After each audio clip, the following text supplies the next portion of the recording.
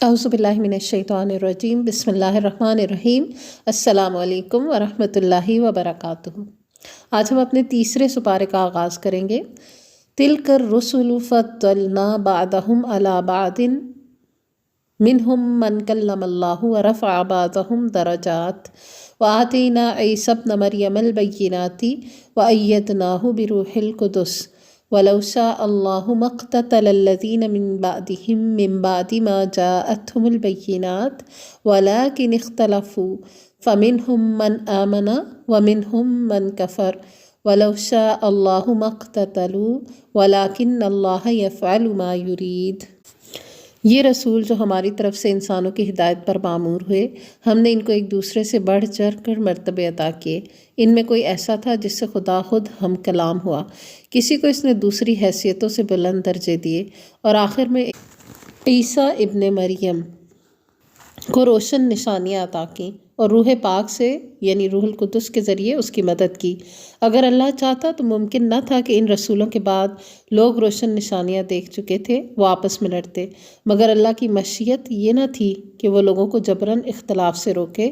اس وجہ سے انہوں نے باہم اختلاف کیا، پھر کوئی ایمان لایا اور کسی نے کفر کی راہ اختیار کی۔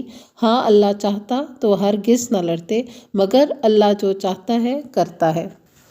اس کا مطلب یہ ہے کہ رسولوں کے ذریعے اللہ تعالیٰ نے اپنے بندوں کو پیغام پہنچایا اپنا۔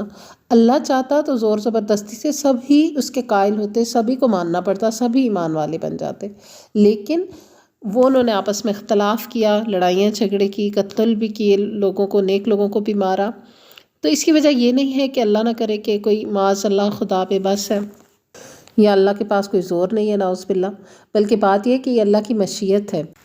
اللہ زبردستی جبراً کسی کو دین پر ایمان پر باندھ کے نہیں رکھتا، اس نے اختیار کی طاقت دی ہے انسان کو، اور اس میں آزمائش ہے۔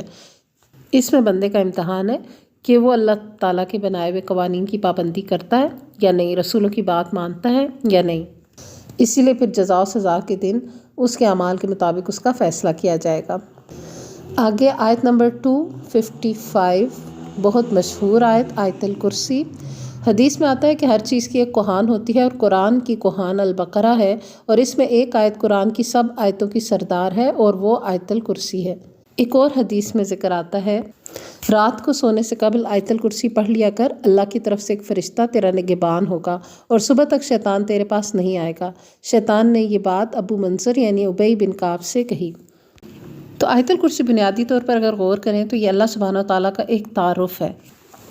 اللہ لا الہ الا ہو، اللہ کون ہے؟ لا الہ الا ہو، جس کے سوا کوئی الہ نہیں ہے۔ اب یہ پہلا تعارف ہو گیا جی کہ اس آیت کے اندر اللہ کے بارے میں پہلی بات یہ بتا دی گئی کہ اللہ وہ ذات ہے جس کے سوا کوئی اور الہ نہیں ہے۔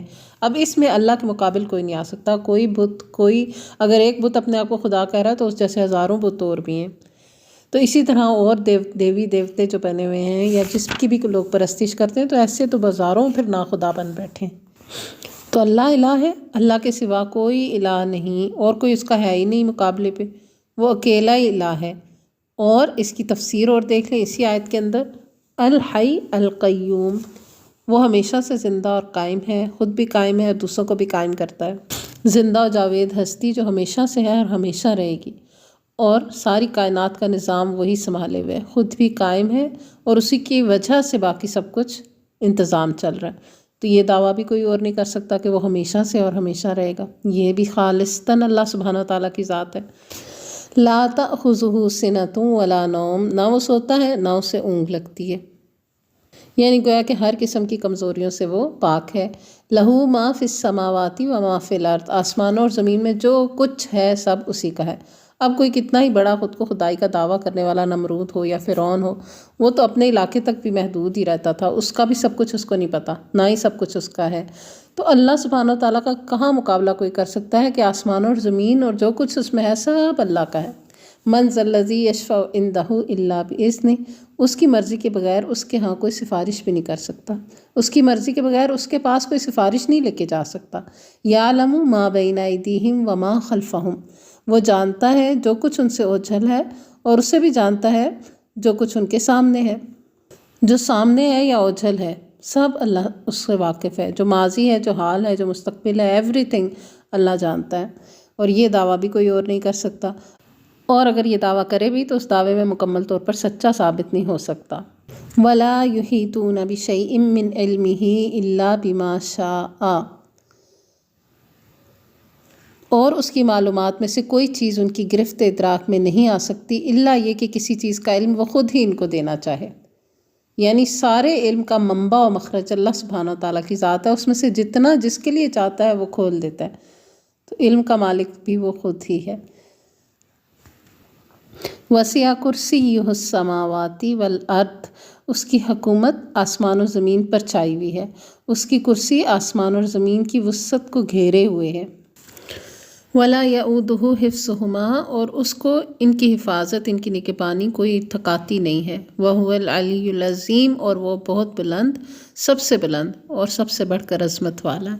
تو یہ آیت الکرسی ہے بنیادی طور پر، جس میں اللہ سبحانہ وتعالیٰ کا تعارف ہے، ایک شان ہے، ایک جلالت اللہ کی نظر آتی ہے، اور اس کی اگلی جو آیات ہیں اس میں مثالوں کے ذریعے پھر انہی باتوں کو واضح کر دیا گیا ہے۔ جیسے آیت نمبر 258 میں الم تر الی الذی حاج ابراہیم علیہ السلام اور نمرود کا واقعہ ہے، جس میں نمرود بڑی خدائی کے دعوے تو کر رہا، لیکن اس کو حضرت ابراہیم نے ایک چیلنج دیا کہ مشرق کے بجائے مغرب سے سورج نکالو، تو وہ خود ہی سٹ پٹا گیا، کیونکہ اسے پتہ تھا کہ یہ وہ نہیں کر سکتا۔ تو یہاں پر پتہ چل جاتا ہے کہ بھئی یہ تو آسمان اور زمین کی ساری ملکیت جس کی ہے وہ اللہ ہی ہے، تو نمرود چاہے وہ منہ سے اپنے آپ کو خدا کہے، پر وہ کہنے سے خدا بن نہیں جائے گا۔ پھر آگے انفاق فی سبیل اللہ کا ذکر آ جاتا ہے آیت نمبر 262 پہ۔ اس سے آنورڈز صدقہ کرنے کی فضیلت بھی پتہ چلتی ہے، اس کے فضائل، اس کی اہمیت بھی پتہ چلتی ہے، اور اس کے ساتھ ساتھ وہ باتیں بھی بتائی گئی جس کی وجہ سے کیا ہوا صدقہ ضائع ہو جاتا ہے۔ یعنی وہ 3 باتیں کون سی ہیں؟ من، عزا اور ریا۔ من کا مطلب ہے کہ احسان جتانا، کچھ دیا ہے جس کو اس کے اوپر احسان جتانا، اور عزا کا مطلب ہے اذیت دینا، یعنی کسی کے اوپر خرچ کر کے یا اس کے اوپر صدقہ کر کے پھر بعد میں اس کو اس وجہ سے اذیت دیتے رہنا کہ ہم نے تم پہ خرچ کیا تھا۔ یا تیسری چیز ریاکاری ہے، یعنی لوگوں کو دکھاوا کرنے کے لیے خرچ کرنا۔ تو ان تینوں چیزوں کے کرنے سے صدقہ ضائع ہو جاتا ہے، چاہے کتنا ہی اچھا کیا ہو۔ پھر یہ بھی بتا دیا کہ کھلے یا چھپا کے کریں یا اعلانیہ کریں، جو بھی صدقہ اگر اچھی نیت سے کریں گے، اچھے طریقے سے کریں گے تو انشاءاللہ اللہ تعالیٰ کے ہاں قبول ہوگا۔ پھر آگے آیات میں سود کی ممانعت آئی ہے کہ سود کو اللہ تعالیٰ نے حرام قرار دیا ہے اور تجارت کو حلال قرار دیا ہے، اور ربا سے یعنی سود سے مال تلف ہو جاتا ہے، ختم ہو جاتا ہے، اور صدقہ کرنے سے، زکوٰۃ ادا کرنے سے، صدقہ اللہ کی راہ میں کرنے سے مال کو بڑھوتری ہوتی ہے۔ پھر آگے جو آیت دین آئی ہے آیت نمبر 282، اس کو آیت دین کہتے ہیں، قرآن کی طویل ترین آیت ہے۔ اس میں یہ حکم دیا گیا ہے کہ کوئی بھی لین دین کا معاملہ قرض وغیرہ کا کرتے ہوئے اس کی تحریری جو دستاویز ہے وہ مقرر کر دی جائے گواہوں کے ساتھ، تاکہ بعد میں کسی کو بھی پریشانی کا موقع نہ ملے۔ اور یہاں سورۃ البقرہ کے اختتام پر جو سورۃ البقرہ کی آخری 2 آیات آئے ہیں، ان کی فضیلت بہت زیادہ ہے۔ یہ عرش الہی کے نیچے ایک خاص خزانے سے آپ صلی اللہ علیہ وآلہ وسلم کو عطا کی گئیں، اور یہ آیات آپ کے سوا کسی اور نبی کو نہیں دی گئیں۔ ان کی فضیلت میں یہ بھی آتا ہے کہ جو شخص سورۃ البقرہ کی یہ آخری 2 آیتیں رات کو پڑھ لیتا ہے تو یہ اس کے لیے کافی ہو جاتی ہیں۔ ایک دفعہ ہم ان کو پڑھ لیتے ہیں۔ آمن الرسول بما انزل الیہ من ربہ والمؤمنون کل آمن باللہ وملائکتہ وکتبہ ورسلہ لا نفرق بین احد من رسلہ وقالوا سمعنا واطعنا غفرانک ربنا والیک المصیر لا یکلف اللہ نفسا الا وسعها لها ما کسبت وعلیہا ما اکتسبت ربنا لا تؤاخذنا ان نسینا او اخطأنا ربنا ولا تحمل علینا اسرا کما حملته علی الذین من قبلنا ربنا ولا تحملنا ما لا طاقت لنا به واعف عنا واغفر لنا وارحمنا انت مولانا فانصرنا علی القوم الکافرین آمین۔ ابن کثیر کی روایت میں یہ بھی آتا ہے کہ حضرت معاذ بن جبل رضی اللہ عنہ اس سورت کے اختتام پر آمین کہا کرتے تھے، کیونکہ اینڈنگ جو ہے وہ ایک دعا کے اوپر ہی ہو رہی ہے نا، تو ترجمہ بھی اس کا دیکھ لیتے ہیں۔ رسول اس ہدایت پر ایمان لایا ہے جو اس کے رب کی طرف سے اس پر نازل ہوئی ہے، اور جو لوگ اس رسول کے ماننے والے ہیں انہوں نے بھی اس ہدایت کو دل سے تسلیم کر لیا ہے۔ یہ سب اللہ اور اس کے فرشتوں اور اس کی کتابوں اور اس کے رسولوں کو مانتے ہیں، اور ان کا قول یہ ہے کہ ہم اللہ کے رسولوں کو ایک دوسرے سے الگ نہیں کرتے۔ ہم نے حکم سنا اور اطاعت قبول کی۔ مالک، ہم تجھ سے خطا بخشی کے طالب ہیں اور ہمیں تیری ہی طرف پلٹنا ہے۔ اللہ کسی متنفس کو اس کی قدرت سے بڑھ کر ذمہ داری کا بوجھ نہیں ڈالتا۔ ہر شخص نے جو نیکی کمائی ہے اس کا پھل اسی کے لیے ہے، اور جو بدی سمیٹی ہے اس کا وبال اسی پر ہے۔ ایمان لانے والوں، تم یوں دعا کیا کرو: اے ہمارے رب، ہم سے بھول چوک میں جو قصور ہو جائے ان پر گرفت نہ کر۔ مالک، ہم پر وہ بوجھ نہ ڈال جو تو نے ہم سے پہلے لوگوں پر ڈالے تھے۔ پروردگار، جس بوجھ کو اٹھانے کی طاقت ہم میں نہیں وہ ہم پر نہ رکھ۔ ہمارے ساتھ نرمی کر، ہم سے درگزر فرما، ہم پر رحم کر، تو ہمارا مولا ہے، کافروں کے مقابلے میں ہماری مدد کر۔ آمین۔ اس کے بعد ہماری دوسری سورت جو شروع ہو رہی ہے، بلکہ تیسری کہیے، آل عمران۔ سورہ آل عمران کا موضوع بھی عمومی طور پر دو گروہوں سے خطاب ہے، ایک تو یہود و نصارہ سے، اور دوسرے وہ لوگ جو آپ صلی اللہ علیہ وآلہ وسلم پر ایمان لائے۔ بسم اللہ الرحمن الرحیم۔ الف لام میم، اللہ لا الہ الا هو الحی القیوم۔ الف لام میم حروف مقطعات سے اس سورت کا بھی آغاز ہوا۔ اللہ وہ زندہ و جاوید ہستی ہے جو نظام کائنات کو سنبھالے ہوئے ہے۔ آیت نمبر 7 میں محکم اور متشابہ آیات کا ذکر آیا، اور ایمان والوں کا طرز عمل یہ ہوتا ہے کہ احکامات پر عمل کرتے ہیں، اور متشابہ آیات جن کا مطلب اللہ سبحانہ تعالیٰ ہی کو معلوم ہے اس پر ایمان لاتے ہیں، اس کی بحث میں نہیں پڑ جاتے۔ پھر آیت نمبر 8 میں خوبصورت دعا سکھا دی گئی: ربنا لا تزغ قلوبنا بعد اذ ہدیتنا وہب لنا من لدنک رحمۃ انک انت الوہاب، کہ پروردگار، جب تو ہمیں سیدھے راستے پر لگا چکا ہے تو پھر کہیں ہمارے دلوں کو کجی یعنی ٹیڑھ پن میں مبتلا نہ کر دیجیے، ہمیں اپنے خزانہ فیض سے رحمت عطا کر کہ تو ہی فیاض حقیقی ہے۔ آمین۔ پھر آیت نمبر 13 میں جنگ بدر کی طرف ایک اشارہ کیا گیا کہ کس طرح سے اللہ سبحانہ تعالیٰ نے اپنی مدد کی جس کے لیے چاہی، یعنی کہ اہل ایمان کے لیے، اور اس میں بڑا ہی سبق پوشیدہ ہے عقل رکھنے، دیدہ بینا رکھنے والوں کے لیے، یعنی اللہ کی مدد جس کے ساتھ ہوتی ہے بہرحال فتح بھی اسی کی ہوتی ہے۔ پھر آیت 19 میں یہ فیصلہ سنا دیا گیا کہ اللہ کے ہاں قابل قبول دین صرف اسلام ہے، یعنی دین وہ طریقہ زندگی جس پر کوئی زندگی گزار کے جائے گا اور اللہ کے ہاں قابل قبول ہوگا، وہ صرف اسلام ہی ہے۔ اسلام کے علاوہ کسی بھی اور طرز زندگی کو، کسی مذہب کو اختیار کرنے سے اللہ کے ہاں قبولیت ممکن نہیں ہے۔ پھر آیت نمبر 31 اور 32 میں اللہ سبحانہ تعالیٰ کے ساتھ اپنی محبت کو سچا ثابت کرنے کے لیے جو معیار بتا دیا گیا وہ اطاعت رسول ہے، کہ اللہ کی اور رسول کی اطاعت لازمی ہے، اسی سے اللہ کے ساتھ اپنی محبت کا انسان ثبوت دے سکتا ہے، اس کے بغیر ایسا ممکن نہیں ہے۔ پھر آیت نمبر 33 سے آگے آل عمران کا ذکر ہے جس کے اوپر اس سورت کا نام ہے، اور حضرت مریم علیہ السلام کی پیدائش کا واقعہ اور حضرت زکریا علیہ السلام کی خوبصورت دعا اس کے اندر مذکور ہے۔ تو حضرت مریم جو تھی وہ اللہ تعالیٰ کی عبادت کے لیے وقف تھی اس شریعت کے مطابق جو اس دور میں تھی، تو ان کے جو خالو تھے حضرت زکریا علیہ السلام، یہ بھی پیغمبر تھے اور ان کی کفالت کیا کرتے تھے، اور جب انہوں نے وہاں پر اللہ کی طرف سے آئے ہوئے انعامات دیکھے تو اپنے لیے بھی دعا کی، کیونکہ وہ ڈھیڑ عمر کے تھے اور ان کے ہاں اولاد نہیں تھی، اس لیے انہوں نے اللہ کی نشانی دیکھتے ہی فوراً ہی دعا کی، ہنالک کا اسی جگہ، اور دعا تھی ربی حبلی من لدنک ذریۃ طیبۃ انک سمیع الدعاء، کہ پروردگار اپنی قدرت سے مجھے نیک اولاد عطا کر، تو ہی دعا سننے والا ہے۔ تو اللہ نے پھر ان کو بھی اولاد عطا کی۔